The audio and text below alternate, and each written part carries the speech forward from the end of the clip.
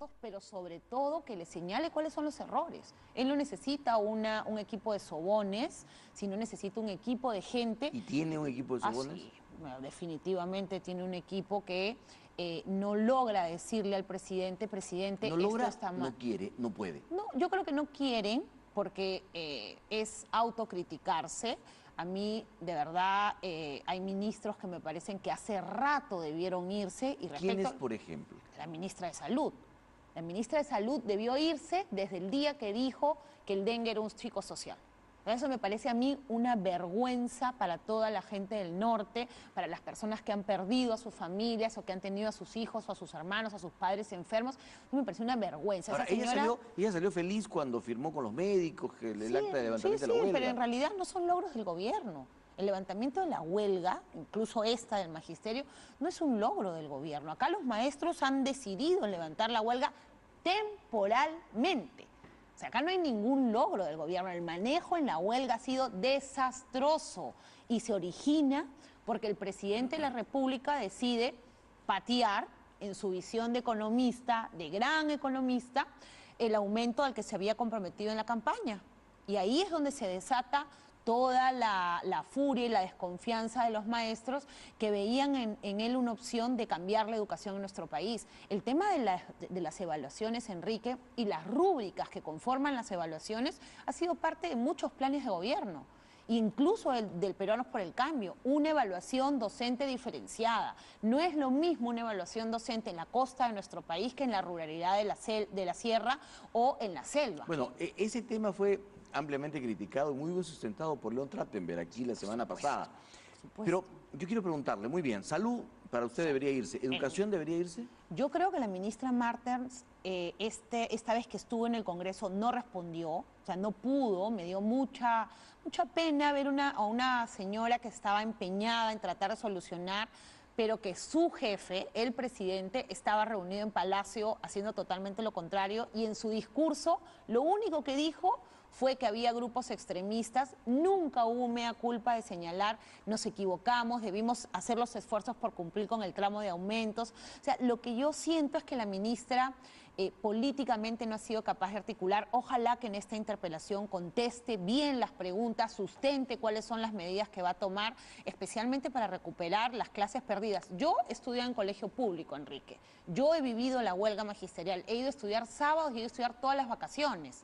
Y eso no está bien, los chicos merecen tener todo programado. ¿Qué va a pasar con los chicos de quinto y media? Que ya tienen prácticamente el ingreso del universo, esos chicos que se han esforzado tanto y que una huelga mal manejada por el Ejecutivo ha permitido que prácticamente ellos pierdan esa opción. Además está el cambio, el tema meteorológico, es decir, no es lo mismo estudiar enero, febrero y marzo en la sierra, en la selva que en la costa. Eso es lo que a eso es lo que me refiero, Enrique, cuando hablo de una desconexión.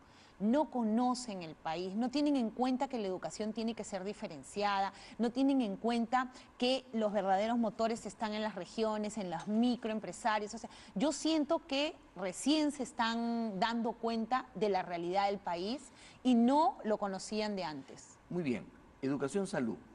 ¿Qué otros sectores? Interior. ¿Por qué? Interior.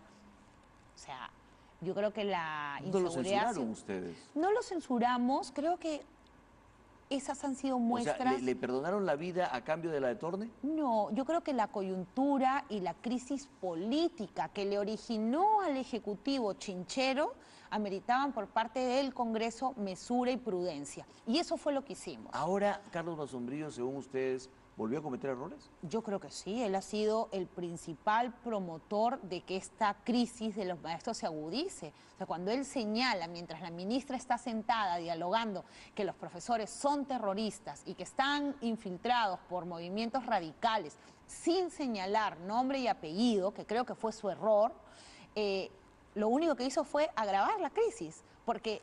Acordémonos que a esos maestros que hoy se acusan de pertenecer a movimientos radicales fueron los maestros que el destacado ministro Saavedra contrató. O sea, ¿qué hacían maestros vinculados al Movadef, a grupos radicales en el Ministerio de Educación con nuestros niños? O sea, ¿qué hizo el Poder Ejecutivo para protegerlos?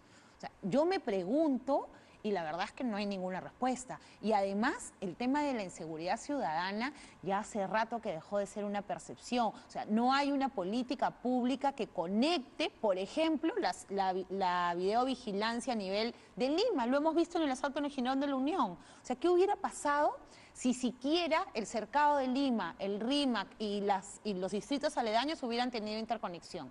Esos delincuentes hubieran sido capturados en menos de una hora. Muy bien, pero Interior muestra logros como detención de grandes mafias, su cuadro de los más buscados va cada vez cerrándose más figuritas. Yo creo que hay temas aislados que podríamos destacar en el Ministerio del Interior. Yo he trabajado en ese ministerio, es un monstruo, pero creo que finalmente lo que le reclamamos al ministro Basombrío son esta ausencia de una política a largo plazo.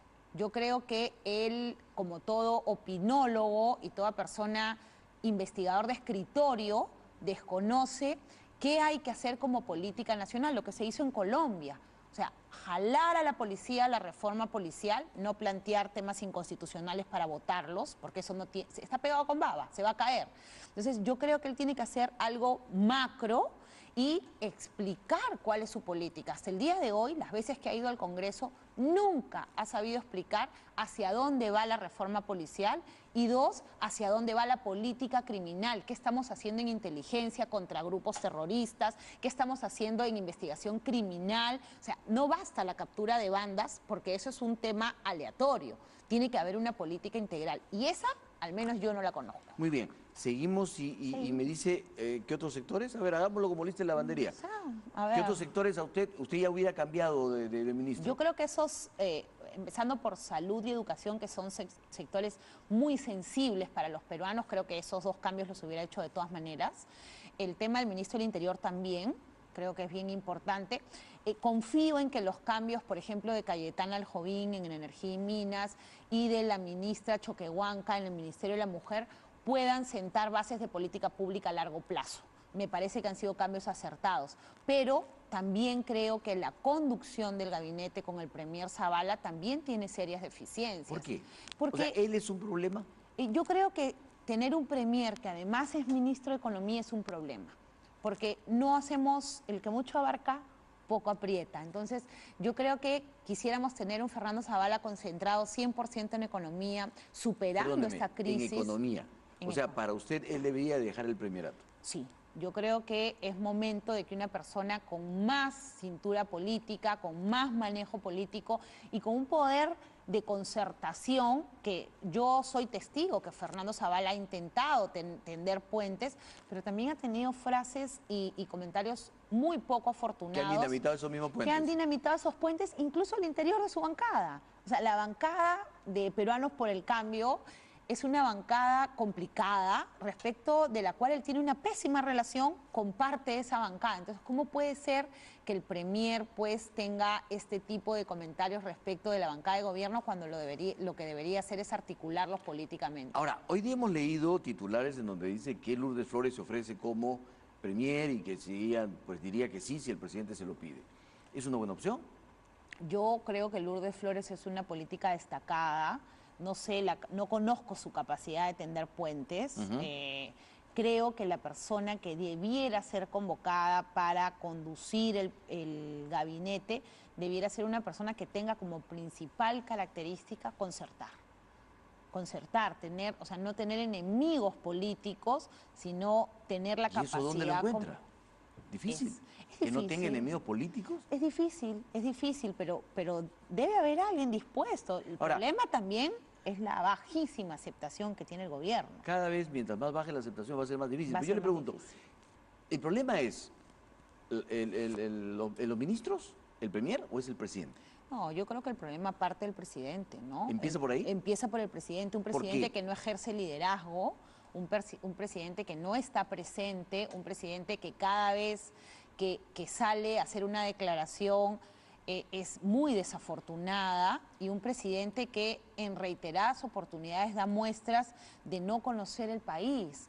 Me acuerdo en el último viaje cuando se plantea la solicitud de viaje al presidente, hubo reacciones de verdad, de indignación, no solamente en la bancada de Fuerza Popular, sino en varias bancadas, en el sentido de que cómo se iba a ir el presidente de la República en la crisis en la que estábamos.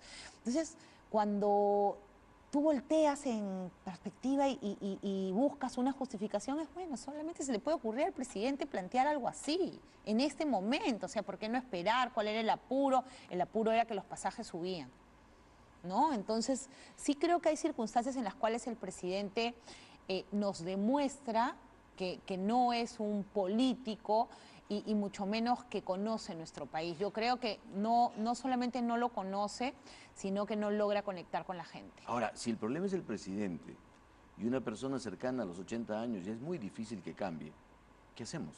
Yo creo que no le podemos pedir al presidente que cambie. Lo que tiene que hacer el presidente es empezar a hacer concesiones. Él es el presidente de todos los peruanos. ¿Qué significa concesiones? Y las concesiones es, por ejemplo, empezar a articular política pública con las diferentes fuerzas al interior del Parlamento. Él no puede constantemente buscar un enfrentamiento con el Poder Legislativo.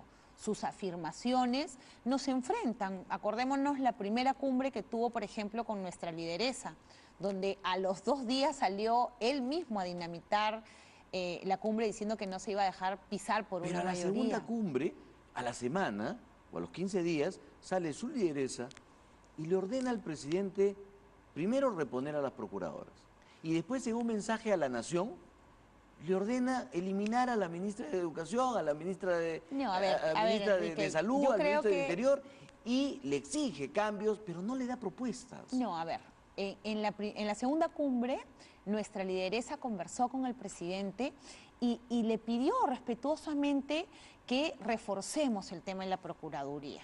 Que el tema de la Procuraduría en la lucha anticorrupción, Enrique, juega un rol importantísimo. ¿Cuál fue la respuesta a esta exhortación, a este pedido de la lideresa de la fuerza de oposición? Votar a las procuradoras. Ya, pero entonces, digamos, ¿era un compromiso mantener a las procuradoras? No era un compromiso, pero era un compromiso reforzar la lucha contra la corrupción. Y yo no creo que en el Perú haya alguien que piense que votar a las procuradoras ha significado mantener ese compromiso. Yo creo que hasta el día de hoy a nadie le ha quedado claro qué pasó con las procuradoras. O sea, para usted, ¿al presidente le llegó la conversación con Keiko Fujimori? Yo creo que al presidente en general le fastidia, le molesta justo que haya gente que le diga las cosas como deben ser, como lo hace Julia Príncipe, como lo dijo Julia Príncipe. Cosas que le pueden molestar y él está acostumbrado a áulicos que le canten al oído. ¿A lo que usted llama los sobones? Los sobones, que le digan todo está perfecto, este es el Perú, este es Perulandia y no pasa nada. Y creo que eso está mal. Sí, pero el presidente es el presidente. Por supuesto. Él maneja el Poder Ejecutivo. Por supuesto. Las procuradoras son los abogados del Poder Ejecutivo, ¿no es cierto? Él decide si cambian o no los ministros. No puede salir Keiko Fujimori y decirle, ya, me cambia a este, ha hecho mal en nombrar a esta. No ha sido un pedido, lo que nosotros le hemos dicho al presidente, ha sido escuche. Una exigencia. No, ha sido un traslado de las solicitudes de lo que reclama la gente. Acuérdate, Enrique, que Keiko Fujimori, Fuerza Popular, es la fuerza política más grande del país. Representamos, en mérito de la democracia representativa, a millones de peruanos. Y esos peruanos son los que exigen el día de hoy, y así lo reflejan las encuestas, que se restituya a las procuradoras, que ha sido un grave error, que se cambien los ministros, que el presidente haga un giro. Nosotros lo que estamos haciendo es ejercer esa representación que tenemos. O sea, ella está legitimada para hacer una solicitud respetuosa. No es una solicitud, no es una exigencia irreverente. Pero en los dos casos de los mensajes se ha sentido como una exigencia.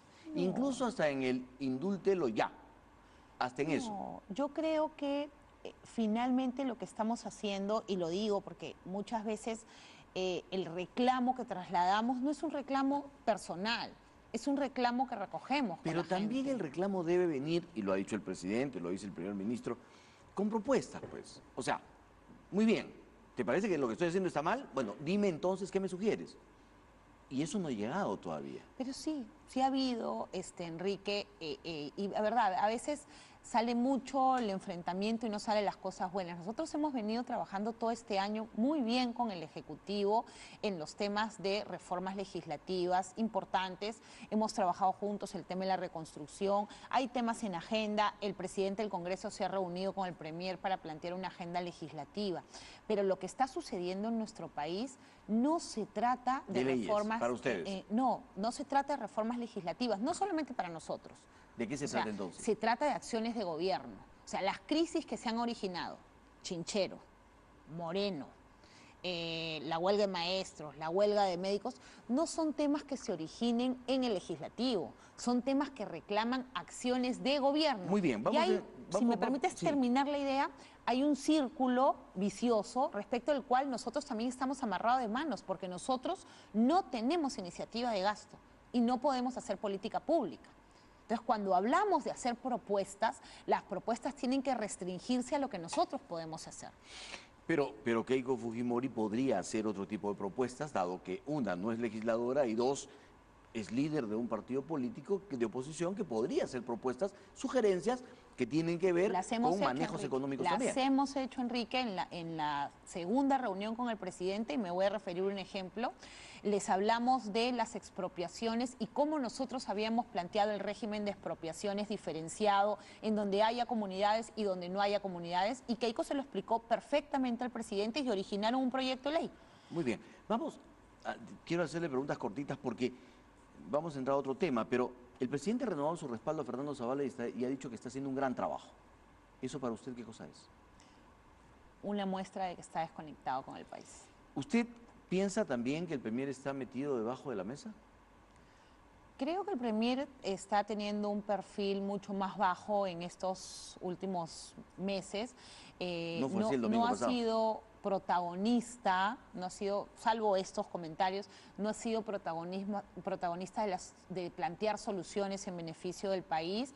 Creo que ha tenido un perfil tímido respecto a los problemas que hemos evidenciado, y eso no es lo que requiere un primerato. Es curioso porque, sin embargo, hay otra gente que dice que este es un gobierno timorato frente al fujimorismo, que le tiene miedo y apenas el fujimorismo reclama algo, el gobierno se asusta y mueve piezas, como pasó con el Museo de la Memoria, por ejemplo. No. Es decir, o el caso de Raúl Tola. No, es decir, a ver, yo lo que creo... Hay esta doble visión en la cual ustedes dicen que es un gobierno que no hace nada y hay otros que dicen que es un gobierno que a ustedes les rinde pleitesía prácticamente. Mentira, eso lo tengo que descartar totalmente y lo vemos en los hechos. Por ejemplo, antes de que se designe, que haya los cambios en el gabinete, los últimos cambios, nosotros exigíamos y hablábamos, trasladando las iniciativas de la gente, que se refresque el gabinete. Y vimos que fue un cambio de sillas. O sea, pasó de tal a tal, pero no hubo un cambio estructural. Entonces, decir que nos hacen caso es bien falso. No ¿Van a autorizar el viaje del presidente de Estados Unidos? El viaje del presidente ha sido postergado. La aprobación. Yo entiendo que es parte de él conduce la política exterior. ¿Por qué postergarlo? Porque la coyuntura del país no ameritaba que se vaya tanto tiempo. ¿La coyuntura ya cambió? La coyuntura al parecer ha cambiado, se ha levantado la huelga al menos. Yo creo que... O sea, ¿ahora sí se puede ir todo ese tiempo? Ellos tendrían que justificar el por qué 4 días antes del inicio de la cumbre el presidente quiere viajar. O sea, si el presidente recorta la cantidad de días, ¿ustedes lo aprueban? Yo creo que sí. Si no lo recorta, personal. ¿No lo aprueban? Yo creo que lo recorta o lo justifica. Porque ese día no hubo una justificación adecuada. La justificación, como te comenté, fue que los pasajes subían. ¿No es un exceso el pedir estas justificaciones cuando es el presidente el que dirige la política exterior y él decide qué hace? No es un exceso porque estamos haciendo control político y segundo, porque necesitábamos al presidente aquí. Necesitábamos al presidente... Pero el permiso no era para viajar a estos días, era para viajar más adelante. Es que no había vistos de solución en la huelga. Te estoy diciendo, Enrique, que la huelga se ha solucionado... Si la huelga no se hubiera levantado, ¿ustedes le hubieran negado el permiso al presidente? Personalmente creo que habríamos puesto determinadas condiciones. Muy bien. ¿El fin de la huelga debilita la interpelación a la ministra? Depende de ella, ¿no? Depende de lo que conteste. Pero ya se solucionó la huelga y ese es el motivo de la interpelación. Pero no se ha solucionado por ella y la interpelación tiene que ver más allá de la huelga. Son varias preguntas vinculadas a los cambios que se van a hacer y a las propuestas para recuperar el año. Ahora, también. hemos hablado de cómo manejó la ministra la huelga, Pero ahora hablemos de cómo manejó Fuerza Popular la huelga y concretamente el congresista Becerril. Es decir, cuando ya se iba a firmar hace 2 semanas la solución a la huelga, de pronto aparecen estas conversaciones con Fuerza Popular. Y todos entienden en la percepción de que Fuerza Popular lo que hizo fue postergar esa solución en el entendido de que, pues, generando más tiempo la huelga, se debilitaba más al gobierno. No. ¿Por qué esta participación tan, en el término más generoso, confusa de Fuerza Popular? Además, negándose a participar con los otros congresistas en esta comisión que buscaba la solución. No, a ver, yo tengo que rechazar tajantemente que nosotros busquemos que la huelga se prolongue, porque siempre hemos exhortado al Poder Ejecutivo y a los maestros a llegar a un acuerdo. Yo creo que en el caso de nuestra participación, y lo vimos en el comité político, fue por prudencia. Nosotros no quisimos participar porque veíamos que como principal fuerza política del país, los maestros podrían sentir que estando nosotros ahí, íbamos a sacar una ley modificando la carrera magisterial, ¿No por fue ejemplo. porque le ofrecieron algo así, más bien a los maestros? No. Para nosotros, y lo ha dicho el vocero bastante claro desde el inicio, la evaluación docente tiene que continuar, la meritocracia es un tema que nosotros desde Fuerza Popular apoyamos. ¿Y qué conversaba tanto Pedro Castillo con el fujimorismo que no pudiera conversar con los otros congresistas en las conversaciones? Yo entiendo que las conversaciones con nosotros estaban más vinculadas a que reciban a los maestros de las regiones. En el caso, cuando nosotros intervenimos y los recibimos, la queja constante fue: la ministra se está reuniendo solo con un grupito de determinadas regiones y al resto nos está dejando fuera. Y esa fue la exigencia, si podemos hablar en esos términos, que hizo Fuerza Popular. Ministra, reciba a todos los dirigentes hasta que usted tenga claro quién es quién, porque no lo tenían claro, Enrique. Y nuestra participación no solamente fue prudente, sino que se circunscribió a que podamos ser facilitadores de un diálogo con los docentes de las regiones que se sentían excluidos. Bueno, pero eso que usted llama prudencia para la gente fue percibido como, primero, pocos deseos de solucionar el problema, como irresponsabilidad y también como asusamiento y conversaciones por debajo de la mesa con gente de Movadef. No. Yo creo que nosotros lo que hemos hecho es tratar de que se propicie un diálogo entre el Ejecutivo y los docentes, todos los docentes de las regiones sobre todo, y segundo, que la política de educación, cambio de la matriz de remuneraciones, el tema de las modificaciones a la rúbrica de evaluaciones, etcétera, que implican ejecución presupuestal, sean tomadas como decisiones de gobierno, que no se trasladen al Poder Legislativo, porque no podemos hacerlo. Pero si fue Keiko Fujimori la que lo trasladó diciéndole: les damos facultades para que ustedes resuelvan el tema de la educación. Pero ese no es trasladarlo, es decirle: Ejecutivo, si necesitas una ley, acá estamos para darte las facultades, pero legisla. Congresista, ¿el Congreso debe reconocer y acatar íntegramente el fallo del TC sobre la ley antitransfugismo? Yo creo que hay que conocer el contenido del fallo. ¿Por qué? Porque ¿Se debe acatar y reconocer un fallo según el fallo y no, de hecho? Y esto es una opinión de Úrsula Letona como abogada. Yo lo que creo... Pero también es presidente de la Comisión de Constitución. Yo soy presidente de la Comisión de Constitución y creo en el Tribunal Constitucional como máximo intérprete de la Constitución. Pero lo que usted me está planteando es: si me conviene lo acato, si no me conviene no lo acato. No. Yo creo que antes, en general, las sentencias del tribunal tienen que acatarse. O sea, esa es la dinámica. ¿Le guste o no le guste? Les guste o no les guste a los miembros del Congreso. De quien sea. Pero acá hay un tema, en este caso especial, hay un tema bien extraño, Enrique, porque nosotros hemos visto la sentencia del tribunal, por ejemplo, en el caso de la valla electoral, y el tribunal pondera y hace un test de ponderación bastante desarrollado en la sentencia, son como 5 páginas, en las cuales señala claramente que el tema de fortalecimiento de partidos políticos permite la restricción de determinados derechos frente a la valla electoral. Entonces, si nosotros no esperamos el contenido del fallo para ver si ese criterio que está preestablecido en el TC sigue manteniéndose o ha habido una modificación, mal podríamos hacer en decir: oye, vamos a acatar toda la sentencia o en parte, porque no conocemos el contenido, porque también hay una parte, permíteme, que es exhortativa. al menos de lo que filtró el congresista Violeta. Y la exhortación es a crear mecanismos que permitan en el Congreso garantizar la independencia y los derechos de los congresistas disidentes. Entonces, es contradictorio. Entonces, para eso es que necesitamos ver el contenido. Muy bien, ustedes pueden ver el contenido para ver si les gusta, no les gusta, para interpretarlo, para lo que quieran, pero no para desacatarlo. No. O sea, podrán establecer, a propósito, ustedes están buscando la nulidad de la sentencia.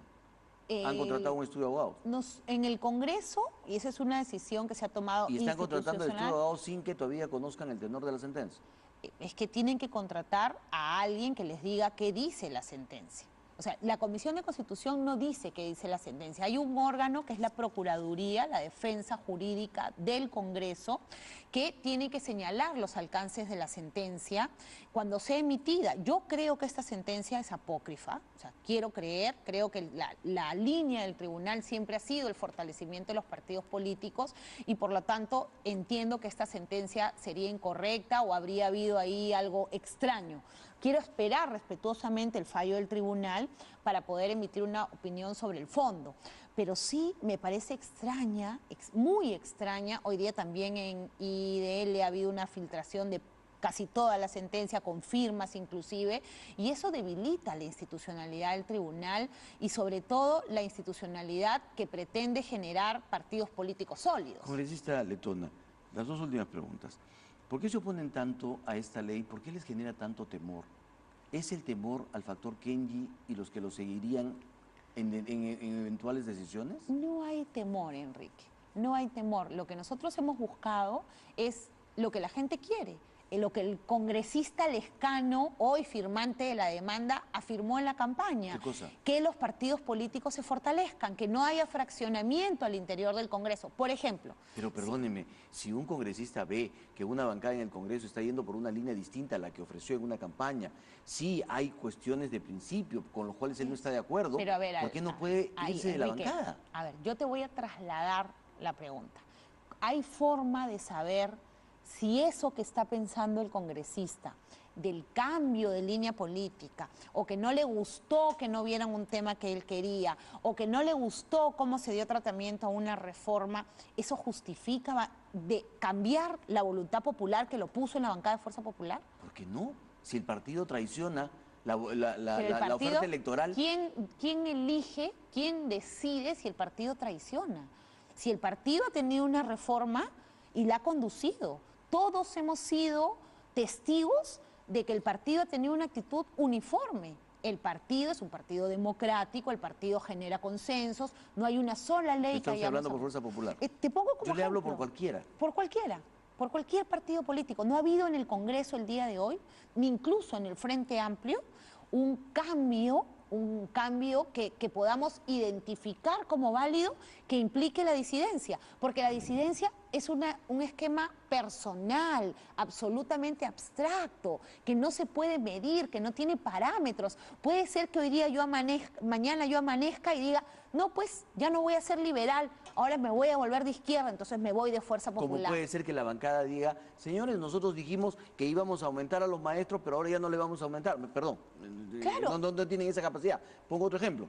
Pero podría ser que digan, bueno, pues ahora ya no queremos esto, ahora queremos esto otro, y haya congresistas que digan, oye, un momentito, nosotros hicimos una oferta electoral y a mí me eligieron porque prometí esto. Pero si lo tú dirá, lo traicionas, me voy. Lo dirá y se irá y podrá seguir votando y podrá seguir Pero será siendo... un paria. No, Enrique, a ver, pregúntale No puede tú. armar bancada. Pregúntale tú No a puede tener Jenny cargo Vilcatoma. directivo. El cargo directivo es al partido político. El cargo directivo no es a Úrsula Letona. Yo soy presidenta de la Comisión de Constitución. Pero la percepción es que ustedes le tienen A ver, miedo a Kenji y a acá una hay- futura negociación de te Kenji digo, con ustedes, con el no, gobierno y la acá capacidad hay de un fuerza error, política que puede tener acá hay él. un error de concepto. Por ejemplo, yo soy Úrsula Letona, presidenta de la Comisión de Constitución y Reglamento, porque el partido político al que ¿La puso presento ahí? me ha puesto ahí. Sí, claro. El día en que yo me vaya del partido, o si es que tomo la decisión de alejarme, esa opción para mí simplemente estará cerrada, porque yo no pertenezco a un partido político, soy no afiliada. Lo que busca la ley es que esa voluntad popular de que Úrsula Letona, congresista de Fuerza Popular, presida una comisión, se mantenga en los 5 años. En los 5 años anteriores, el fujimorismo no le hacía problemas a la forma como la bancada humanista se desarmaba. No le hacía problemas a eso, ni reclamaba por eso, ni reclamaba coherencia a la bancada. Al contrario, aplaudía que esa bancada se desgranara. Justamente este tema del fortalecimiento de los partidos políticos fue un tema que no solamente Fuerza Popular lo puso en la campaña. Yo me acuerdo haber leído y haber escuchado a Johnny Lescano reclamar que hay una ley de fortalecimiento de partidos políticos. Bueno, hoy se retracta, pero te digo, o sea, hay casos en los cuales es la famosa Pero no sé si se fortalecen los partidos políticos obligando a los congresistas a quedarse. Pero no se les obliga. Mira, tenemos nosotros 2 disidentes que se han ido por temas absolutamente personales. Bueno, no lo dirán ellos, no dirán ellos lo mismo, pero conversaremos en otra ocasión solamente de las reformas electorales, ¿sí? Porque eso se ha quedado, y hay gente que reclama que de una vez se dé fuerza a eso y no tiene la misma fuerza tampoco. No, a ver. No tengo más tiempo, pero es falso. Es falso. En fin, lo conversamos en la reforma está ahí y está avanzando. Lo haremos un debate sobre eso. Congresista Letona, muchísimas gracias. Gracias. Vamos a una pausa, regresamos para hablar con Óscar Urbiola, miembro del Tribunal Constitucional.